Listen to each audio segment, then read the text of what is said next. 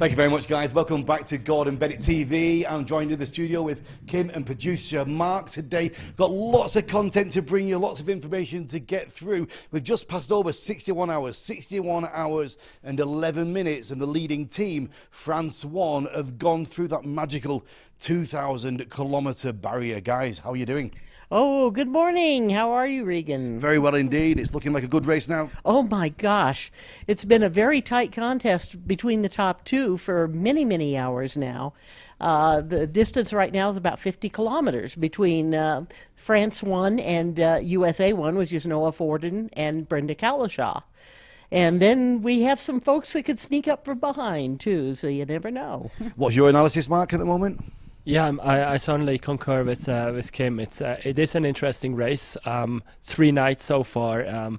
Just imagine standing in that small basket for the 3 nights or 61 hours we are currently in flight. So it's an amazing race. It really is. Our production team, you know, we are feeling the fatigue, and we've got a nice studio, we've got a nice hotel. To be in that one small space, in the elements, over 3 nights, it's hardly difficult to even think about. But what have they got in there, and what are they dealing with, and what kind of equipment have they got around them? So we've got some details about that just for you from USA 3, from Mark and the team. Let's have a look. Good afternoon. This is Sherry White and Mark Sullivan, USA 3, flying above Texas and Oklahoma, Lake Texoma. Mark, would you like to give a tour of the basket? Sure, I can give you a quick tour. Start with a little iPad with Sky Demon software on it so we can navigate. Nice oxygen system down here that we're all hooked up to because we're flying about 13,500. Vario that I use right next to the Sandhopper here. Got a Flytech that we use for our altitude. Got a Garmin 676. Another Garmin, and our aircraft radio right here. An ice chest full of food. And the balloon's full because we're at pressure altitude. And that's the view from above. Bye. And we've got lots more content coming with USA 3 with Mark and Sherry a little bit later. They have landed now, so we're going to be looking at a nice interview we did with them a little bit earlier. But guys, talk me through, Mark, take it first about the equipment we were seeing there in the basket. Yeah, that's really the way a lot of the teams are equipped. Some have even, let's say, more setups in terms of like the power supplies and like the amount of electrical equipment you have nowadays compared to like think the 1906 times, of course, is massive. We are able to be in touch with them throughout the race, which means they're also able to be in touch with their headquarters. So there's a lot of communication going on. But now we have also seen 2 teams which had to land because they had electrical issues. Yeah. So it is certainly also still one of the weak points to make sure that their equipment runs, because if they don't have a transponder anymore, they can't be seen by air traffic control, and they normally have to land. Same with aircraft radio. If that doesn't work, it's not safe to fly and they have to land. So Kim, you've been around gas balloons for a while with the America's Challenge, and back in the day, I don't suppose there was that many GoPros and lithium batteries and laptops in the basket, right? Oh yes, you see a lot more. Now they're talking about fuel cells, for example, to generate, and you see solar collectors on balloons, and of course the transponder antennas, the various things that hang down, and of course at night you have night lights on the balloon as well. Well, we've got lots more content still to come. Some updates from yesterday as well we wanted to bring you. We just ran out of time. Let's catch up now with France 2, with Eric and Benoit, who are doing their best to avoid the traffic of Paris. Hello. Good evening. Where are you, Benoit, tonight? We are close to Paris. But we saw that the 2 Benoit, Peterle and Pellard, went straight on Paris. But we know that there is a lot of traffic jam in Paris. And if you see our trajectory, we went around to avoid the traffic jam. Anyhow, this is quite nice for the sunset. And pretty cool. It's time to eat. Bye-bye, everybody. Paris by night. Paris by night on the right side. Have a good night. See you tomorrow. I didn't know there was a Paris here, Mark. You've got a shot of it, have you? Yeah, this is the shot of Paris here. In this case, it's actually Austria W passing it directly. We did even a social media post earlier when I think this was France 1, really flying right on top of Paris. And the one thing that now Eric mentioned is them really kind of circling around Paris and avoiding the traffic. They've even got a mini Eiffel Tower there, haven't they? I saw some pictures on Facebook of people who were taking shots of it, or should I say to the French people, Tour Eiffel, as it should be known. Were you aware of Paris over there? I've heard of Paris, actually, and it's a lovely flat part of the country. There's a couple of big balloon rallies that run kind of in East Texas and western Louisiana, around in that area. Well, what's it like then going into a third night of competition? The sun's gone, it's dark. You know, third night in the basket. We caught up with Team USA 1 with Noah and Brenda as they prepared for that third night. Hello from the basket of USA 1. This is, what the heck day is it? Is it Monday? I think it's Monday. It's Yeah, Monday. it's Columbus Monday Day. night. It's a holiday. Hey, got the day off. We are very excited because tonight is the first time either of us will have gone through a third night in a gas balloon. So that's pretty cool. We're really, really excited and thrilled to be here. Absolutely. So everything's good. Everything, all of our resources are great. Battery's good. Food's good. We've gotten lots of caffeine, which has been key on this flight, and lots of rest. We've been trading back and forth, resting and flying. So it's been working out real well, and we're both thrilled and look like we're good to keep going. And it's warm this evening. It's actually not freezing cold, so that's great. That's a real advantage, and the humidity is up. It's wonderful. It's been so dry and cold that it's nice to be back down in the low country where it's a little warmer and more humid. So anyway, have a great night from USA 1, and we'll talk to you tomorrow. I love to listen to Noah. He's got such a calming influence, isn't he? He really is. It brings it all down. Great team. He's a very experienced aviator, both in fixed wing and in balloons, and hot air balloons, and relatively new to gas ballooning, as is Brenda. And they're doing a most impressive showing against some of the top teams in the world. It's great. He's an engineer as well. Mark, what about that paper plane he built? That was flying forever out the basket. Yeah, like we couldn't really see it as good on the video as it probably has been live, but yeah, like that was impressive. Well, we know that USA 3 have landed, and they were having a little bit of a discussion yesterday afternoon about whether they were going into the third night or whether, well, we'll let them tell you. USA 3. Hello, this is Sherry and Mark, USA Team 3. We've just descended from altitude. We're north of Sulphur Springs, and we're just settling in. We're gonna fly another night, but we wanted to just show you this beautiful landscape here. It's really hard passing up these beautiful landing spots, but we are in the Gordon Bennett, and we are going to go on. Right, Mark? Yep, look at all those fields we could land in. Yeah, Mark was saying, I could land right here. Yeah, like it's only like they might be exhausted by that time, or they surely are. So it is an achievement to fight for so long and be so competitive. Well, they did go into that third night and then landed, and we caught up with them just a few minutes ago to get an analysis of their race. This is Reagan. Hi, everybody. This is Chris. We're joined on the Mr. call, Rob. USA 3, Mark Sullivan, Sherry White. We've got some more people. Introduce your crew. Who've we got? We've got Rob Mullis from Charlotte, North Carolina. Chris Sheldon from Charlotte, North Carolina. They drove from Albuquerque. And then we've got Mike Hans, a local pilot here in Mississippi, who was the first to arrive and stayed and helped us pack. Fantastic. Well, guys, listen. And I'm Sherry White. It's good to see you. Well done on your 3 nights, 1,462 kilometers. Mark, I've got to ask you a question. The whole team here, we've been watching your update video, and yesterday you were looking out of the basket at the field saying, this looks like a great place to land, but you're going through the night anyway. Was today's landing just as nice? No. No. It was supposed to be like 5 miles an hour, and we came in at 40 at 200 feet off the ground. Wow. So it was quite challenging. But we had a stand-up landing. Yeah. Good, good, good. I want to thank you as well for the great content you've been sending us through with the tours around the basket and the balloons and the equipment and the descriptions and the sunrises and sunsets from Sherry. It's been great content. Thank you. You're welcome. Did you like our crazy fly that was up at 10,000 feet? Yeah. Yeah, we've just seen that a few moments ago, actually, before we played this.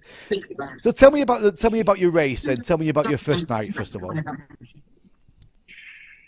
Okay, first night is challenge is getting through the gap in Santa Fe between the Albuquerque Mountains and the Santa Fe Mountains, and we managed it perfectly. You know, people went too far to the north and had to go pretty high to get over, but we got through kind of low at 9,500 feet, which is pretty good. Yeah. So it was, we were really happy with the first night. And into the second day and the second night? Tell me a little bit about that.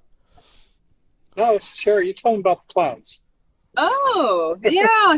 We found the only clouds in the state of Texas. Randy and all our people were looking, going, there's no clouds out there, you're clear. And then all of a sudden we watched this line and they start building and building and building right beside us. Then they're underneath us. Then they're building beside us. And we were really nervous we might have to go down underneath them, but we were actually scoot over the top of them, find a hole, and then they started dissipating in the afternoon. But it was a little nerve-wracking. We had ballast in the bag ready to go, and only clouds the whole race. We found them. Would you like to give a mention to your headquarters, to the team you've been in touch with on the ground? Yeah, we've got a great team. We've got Kolja and Sasha. They're twins from Germany, and Kolja is a gas balloon pilot, and Sasha is an airline pilot. So Sasha was doing a lot of the ATC work and doing really good graphs for me and maps, and they were 24/7. It was just awesome having them. They took a lot of the burden off of some of the stuff we would normally do baskets. So high five, guys. Oh, brilliant. We love you. And do you have any comments about the rest of the teams still in flight? Any predictions at all? No predictions. We were hoping Spain would do well, but obviously they've landed. Woozy, yes. Woozy and Steffi, we were flying with them, and they got caught in a little sucker hole, and they were in the very, very back of the race. And as you see, they're still hanging in there, and they're flying through today. And so we expect them to pass us up for sure. And let's see, who else is out there? Well, Noah, Willie. You can't ever count Willie out. Right. Yeah, we're keeping our eyes on them all. I just wish them all safe flights and good landings, and it's been a really fun tactical race. I think one of our mistakes was we didn't get in the faster winds on I think it might have been the second day, to catch up to where the speeds were a lot faster. And then there was just no way once we got that far behind. Plus, we decided to land this morning when we had enough ballast not to worry about going through the day and thermals, etc. Good. All right, good decisions, I think, all around. Great job from the teams. Thanks very much for joining us. Thanks for all your interactions. We really appreciate it. And we'll see you back here. Thanks, Reagan. Have Good a great job, day. bud. Good job. Thank you. Thank Thanks, you very much. bye. Great stuff from Mark and Sherry. Also landed this morning, we have Austria 1, and we caught up with them a little bit earlier with Gerald and Wolfgang. Okay, I'm joined on the call with Gerald Stutzlinger and Wolfgang Spatt, Team Austria 1. Very good morning, gentlemen.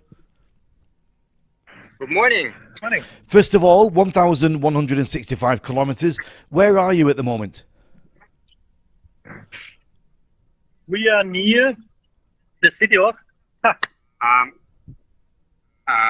Yes. We are in Texas. That we know for sure. Good. And there's a little town called, similar to a well-known Atlanta. Yeah. And it's a small Atlanta in Texas. Well, good. It's your fifth longest flight in the Gordon Bennett, 1,165, like I said. Can you talk me through your competition? Talk me through your 3 nights. Yeah, the first night was easy, nice and smooth. And then we tried the second night, which was also good. The more interesting or challenging part was, do we go into the third night? Right. That was our main decision, actually, there.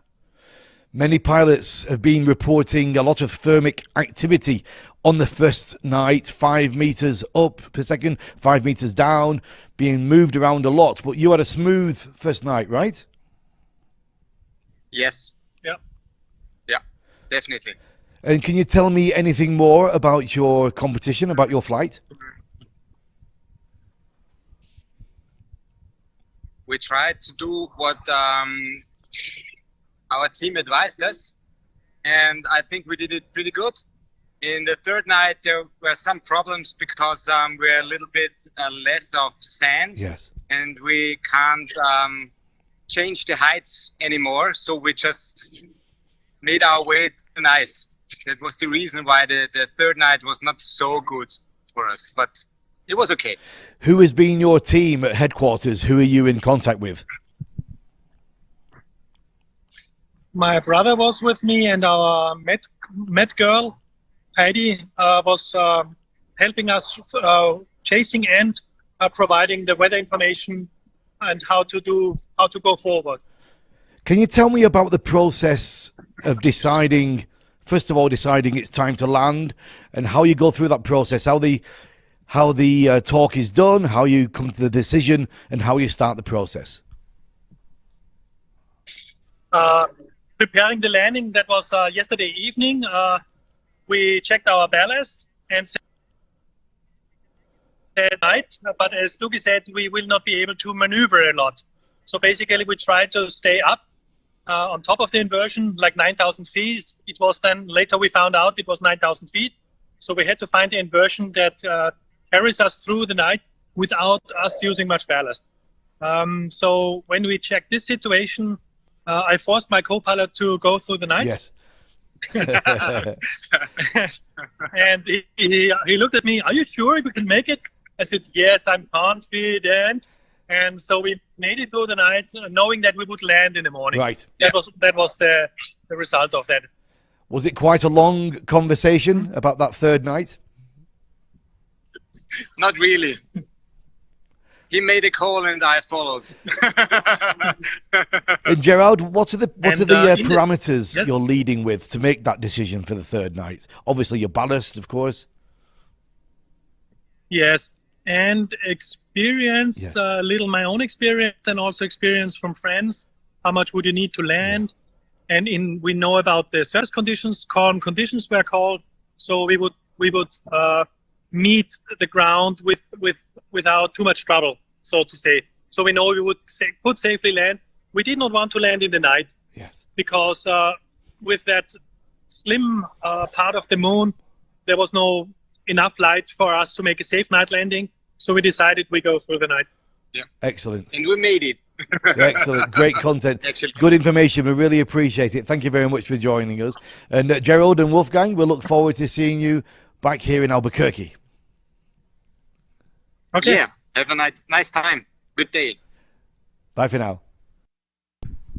Good chat with the guys there, Kim, Gerald, and Wolfgang, great competitors. Yeah, they met Gerald originally when he came here in 2008 to fly in the Gordon Bennett and finished second that year. And one thing I'm struck looking at both this team and at Mark and Sherry, they've been up 60 hours basically flying, and they look pretty downright spunky. They really have landed in great shape, and that's good to see. Yeah, really is. Mark, social media, we've got some comments coming through. Yeah, we do have a number. So we have Kittensay on YouTube. I saw one of these balloons this morning, and it got me interested in the race. Hello from Brahma. That's nice. Brahma. Yeah, So really yeah, cool. it's nice. Stay tuned. Like it is really an interesting race. And then there is a question from Dave Regan. Where are the team's command centers located this year? Are there any in New Mexico or anyone working from Europe? Well, we've got, it's funny because we interviewed the Germans yesterday asking about their command centre, and they said it's a top secret location, but we do know where that is. We've got command centres in the UK as well. We spoke to them yesterday. The German teams, they're all here. The French team, are they in Europe or are they on site? I'm not entirely sure, but I know the Swiss headquarters was in Switzerland, for example, as well. All right, Swiss timing there for you. Florian, I think you've got a message from YouTube. Yes, we got another message from the Balloon Fiesta live stream from Alonso. Could you imagine having to chase in 1906 and chasing in a Model T? How did they do the scores back then? How did they know how far they'd gone? They had like slide rules or something, I guess, or maybe an abacus. It might have been that far back. Mark, they had to kind of Much just. better now. Sorry, they just had to trust the pilot's declaration, or what? How did it work?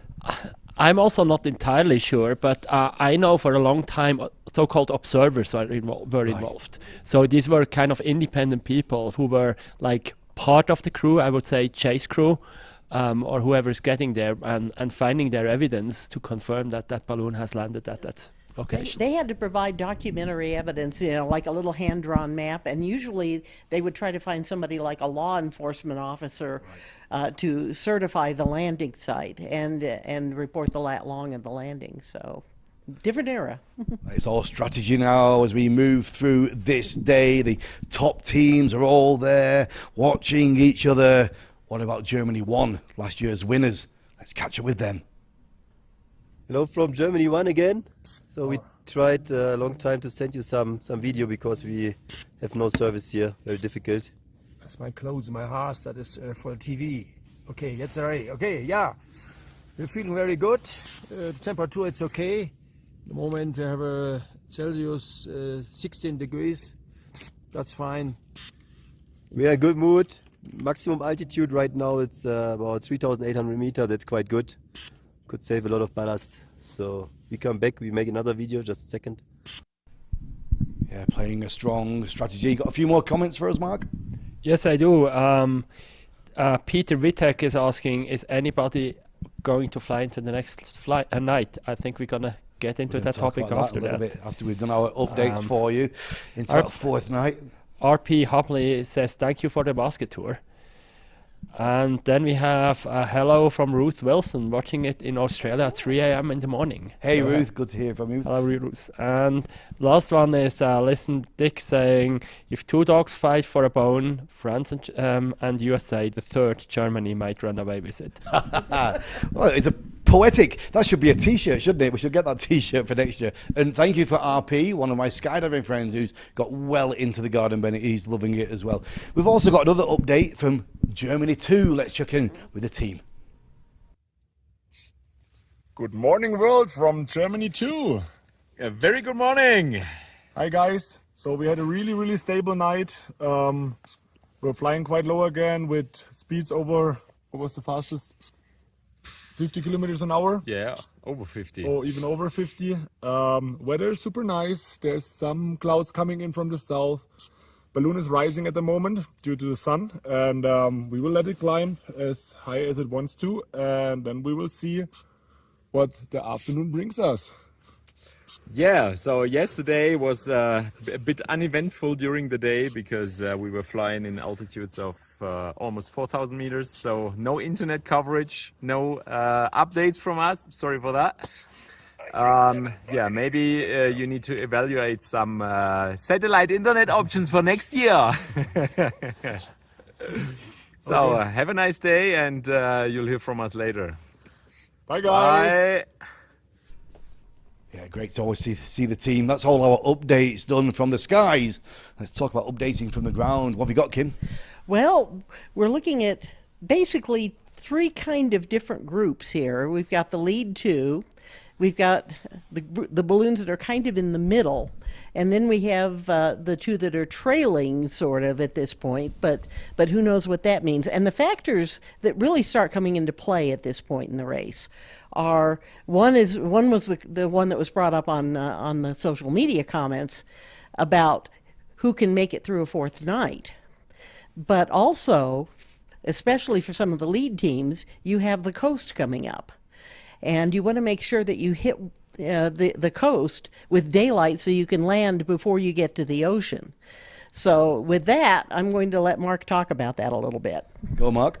So yeah, as Kim said, we basically separate like three groups that we see here on the map, and I'm only showing the pilots in flight right now on the screen. So we have the two balloons on the lead, and they're currently like pretty fast. So they're like at 60 or even 75 kilometers per hour, flying at altitudes of about 4,000 meters. We then have a group behind them, similar altitudes, slightly slower speeds, kind of chasing them directly.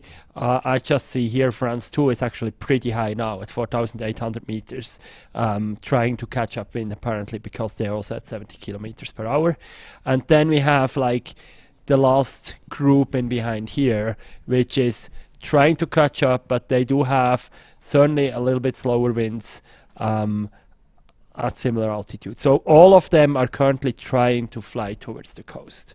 As Kim said, they want to make sure that they either can safely land here before sunset, or they have a plan on to continuing into the next night.